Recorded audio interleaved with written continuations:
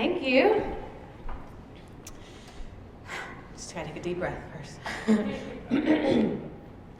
An estimated 3,500 Delawareans will experience homelessness in a year, at some point in a year. And on any given night, approximately 1,000 homeless will be living on the streets in a car or in a shelter. And that's according to the Delaware Housing Alliance's point in time count that they conduct every year. Let's just make sure it works. One myth that the News Journal helped to debunk in an article a very informative article back in 2018, was that homeless people don't want to work or are not working. And of those homeless that I mentioned a moment ago, 68% are actually homeless for the very first time. So that could mean that they've experienced something unexpected in their lives, like a death in the family or a medical bill. They may have been evicted, which actually Delaware has twice the average number of evictions than nationally in our state. Or perhaps they lost one of the jobs that they needed in order to afford rent. Because millions of Americans across the country are one paycheck away from financial disaster. So what do we do about it? And how do we make sure that everyone has access to affordable housing? And what are some of the upstream solutions to prevent that homeless number from growing? So I may not need to drive home to you all that the importance of housing, but just so that you have examples in front of you of how important it is for every Delawarean, every hardworking and any homeless person to have access to housing. There are impacts as an individual, on your family, and on your community. And so before we get too far into any solutions, we have to unpack a bit the concept of the affordability gap and the definition of affordable. So if there's one thing that I have you remember from this talk is this number, 30%. So 30% is a rule of thumb that actually came out of the Depression era and originally meant 1 week's pay for 1 month's rent. And so 30% is supposed to equal what you spend on your housing costs as a proportion of your income. So if you just take a second, and think of your income, and maybe what you want your income to be if you're a student, and calculate quickly what about 1/3 of that income it equals. And that is what you should be spending to pay your rent or on housing costs at any point of the year. And as you might imagine, as your income decreases, it may become more and more difficult to afford a place to live. Fair market rent in the city of Wilmington is about $1,200 a month. Minimum wage recently, actually I think as of October, went up to $9.25, which is good, but still over a year that's about $20,000. I'm doing some quick math. So you can see that it becomes more and more challenging, especially for folks who might be working lower wage jobs to find housing. So this is just a diagram or a cartoon that shows a family, and it could be any family, a lot of families in the city of Wilmington, for instance, where there's a job center where a lot of folks need to live. And that number, that $1,200 a month, is actually pretty close to the fair market rent in the city of Wilmington. And the paycheck, if you can read it, is not going to cover the rent. And so it doesn't just affect the lowest income folks in our community. It actually, there are many different types of jobs, and it's a little bit small, but there are so many different jobs that folks have in this state of Delaware, ranging from truck driver to retail. What this chart shows us from the Delaware State Housing Authority's needs assessment that was conducted is the green represents the amount of maximum monthly rent that those particular wages can bear from that 30% rule. And you can see how many folks who are working full-time jobs are still ending up with their wages being low income or even extremely low income, and it makes it more and more challenging for them to afford a place to stay. And this just shows, so obviously there's demand, and there's a lot of numbers in this slide, but if you go to the chart on the far left, the piece on the far left, it shows the number of permits that were pulled in Newcastle County from 2008 to 2012, and that represents the green. And then the blue is the percentage of housing demand as calculated by the Delaware State Housing Authority. So this is a little bit outdated numbers, but it just, again, drives home how much demand there is for housing in the state. And it does change in the different counties. So you might say, well, Sarah, I've seen lots of houses cropping up across the state. If you're driving, at all. This is southern Newcastle County, and actually this is where I grew up. I grew up on a farm just north of the canal in St. George's, and my family are farmers, and they say now that we grow houses. So there is definitely development occurring. The average cost of a home in the development where I grew up is $450,000, and we know that that is out of reach for many hardworking Delawareans. So I want to really kind of look at what developers are looking for, making a profit, and they're looking to limit their costs. And they're looking for developing in a place where they can make a good amount of money as far as the market is concerned. So places like Wilmington, where we've seen a softer market, especially since the 2008 housing crash, we really need to think creatively about how we're attracting private investment to the city, which I'm going to touch on in a minute. But excuse me, following in the footsteps of my family's heritage, I now grow houses, and I work for a nonprofit developer, Cornerstone West Community Development Corporation. We're based in the west side of Wilmington, and since 1999, we've built new or renovated close to 400 properties, mostly in the west side of Wilmington. And when I first started, and also throughout many projects, this is how I have felt. And I want to give you an example of some of the difficulties that face developers, whether they're nonprofit or for-profit, in building housing in the city of Wilmington. So the first project that I received when I first started about 3.5 years ago was building 6 units of affordable housing for homeowners in Wilmington. And the cost that ended up for each of those properties was close to $225,000 to build. And it was a bit higher than normal because of some unexpected environmental issues, which often occurs, and also the length of time that it took to sell these properties, right? There's this huge demand that I just demonstrated, but it can be difficult to find homeowners who can qualify for a property, whether it's their credit or the down payment that they need to purchase the home. So it costs $225,000 per unit, per house, and we sold them for $145,000 to meet the affordability requirements by our funders. So that's a gap of $75,000 per unit. And so as a nonprofit developer, we're able to layer some funding sources to make that work, to subsidize and to bridge the gap. But it can be a challenge, and a lot of for-profit developers would not be interested in that kind of math. We even received a contribution towards the end of the project from a bank that was obligated to invest in their community through the Community Reinvestment Act. And we've still ended up at a loss on that project. So I vowed never to let us have a loss in the future. But just to summarize before we move into solutions, right, the cost of housing on individuals, hardworking Delawareans in this state, is high. The demand for affordable and high quality affordable housing is high, and the cost of development of these types of projects is high. And that all kind of contributes to limiting that supply. So bear with me and work with me here. We're going to stick with the farming theme as I present the solutions. And there's 3 categories. And so the first is around planting the seed. So for every person to have a house, that's very important, right? But where that house is located is almost as equally as important for their economic mobility and for the well-being of those individuals in that community. So this map shows the market value analysis for the city of Wilmington, and I know the market value analysis was something that was constructed by the Reinvestment Fund and the Delaware State Housing Authority, and I recommend you look it up if you've never seen it before. But what it does is it takes layers of data and then creates sub-markets within the city of Wilmington, looking at some of the real estate contributing factors like foreclosure data, vacant property data, and the market values. And so as you can see, this is the west side of Wilmington. And what I want you to take away from this slide is that there are multiple colors in this slide.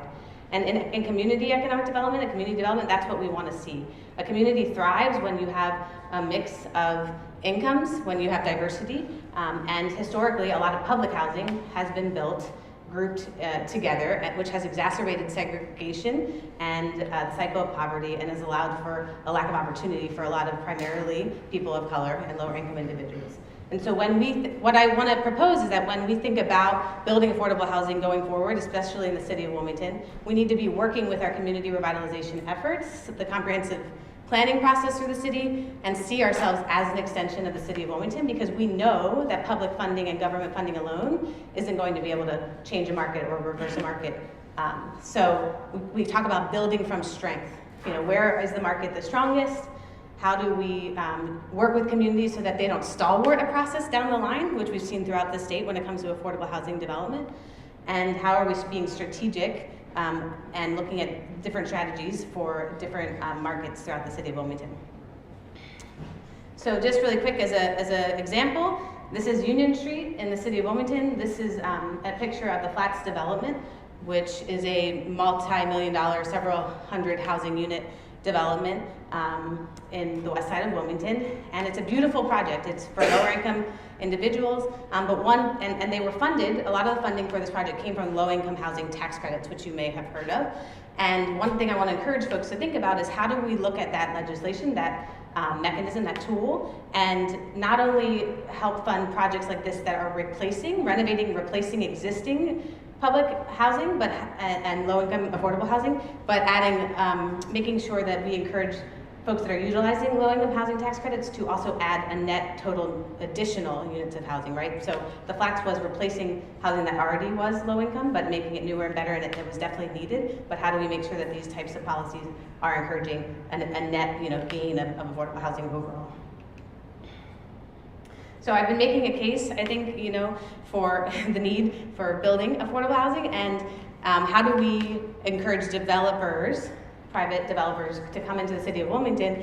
How do we both encourage them to build affordable housing or potentially require? And we have seen some development in Wilmington, which I'm going to touch on. But one policy that has been talked about recently across the country is called inclusionary housing policy.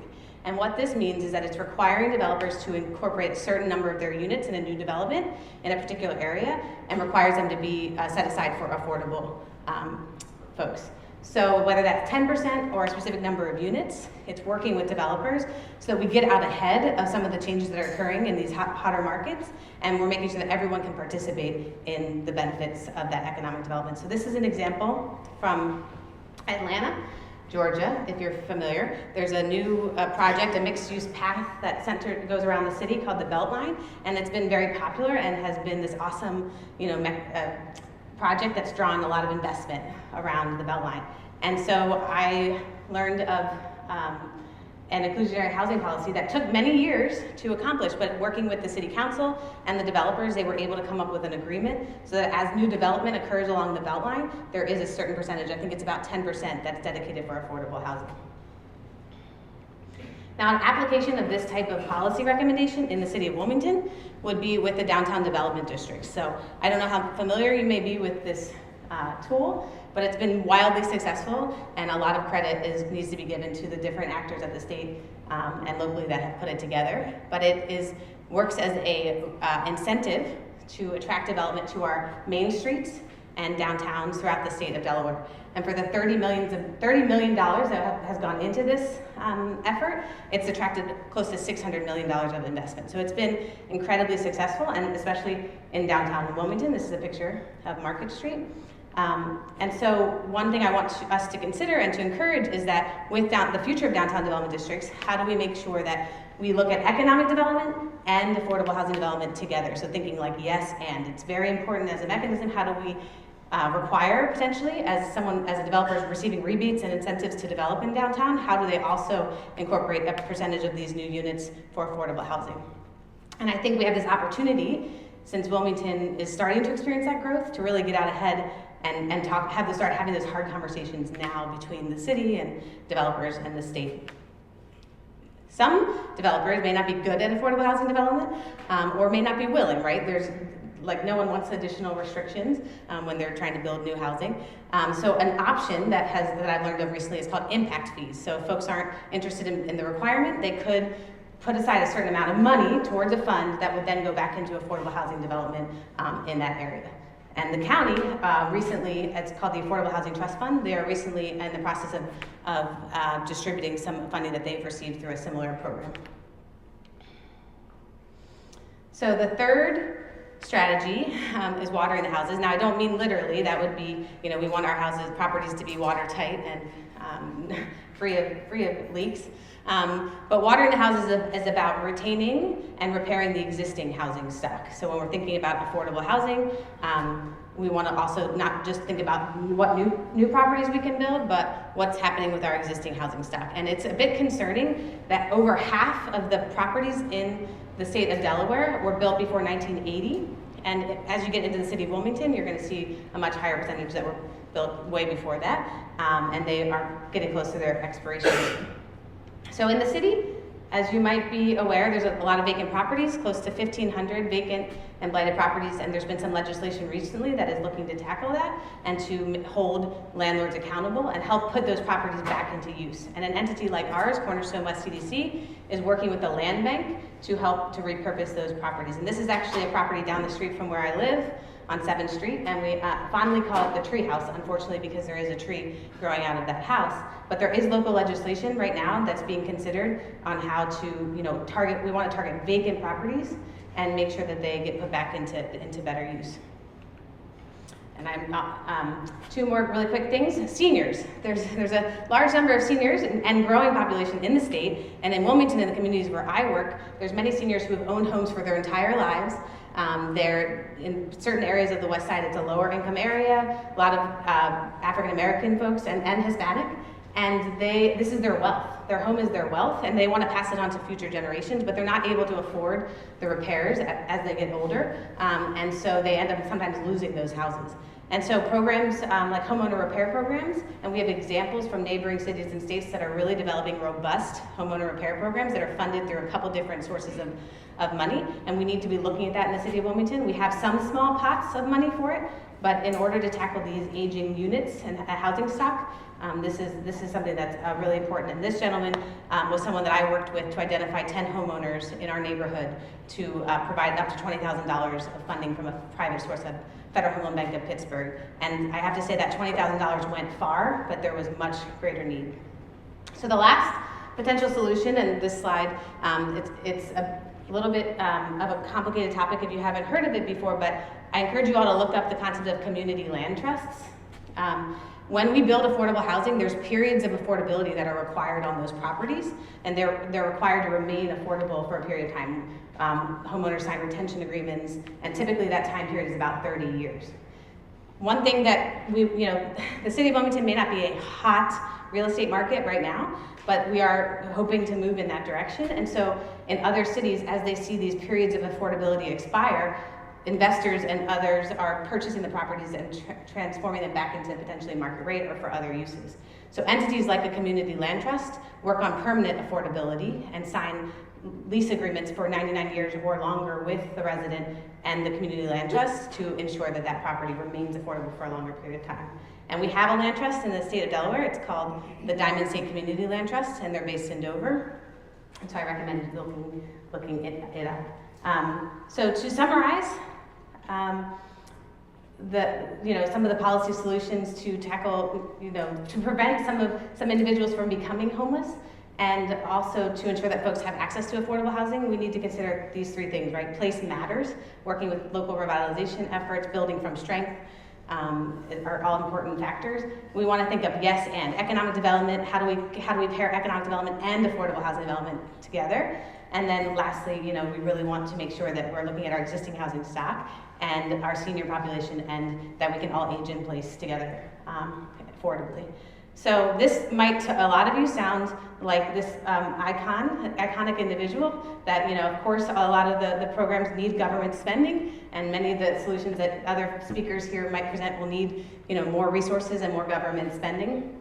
And so I just want to leave you with just a request that it may be obvious, but we do have a census happening in 2020, so when we think about policies, for every person that's counted, that will drive thousands of dollars of community investment to projects like the ones I've mentioned in this slideshow. So I encourage you to get involved with the census. I think you can go online and fill it out this year, and encourage others to do so as well, because being counted is important, just like the homeless count that I mentioned at the top of the presentation. Thank you so much.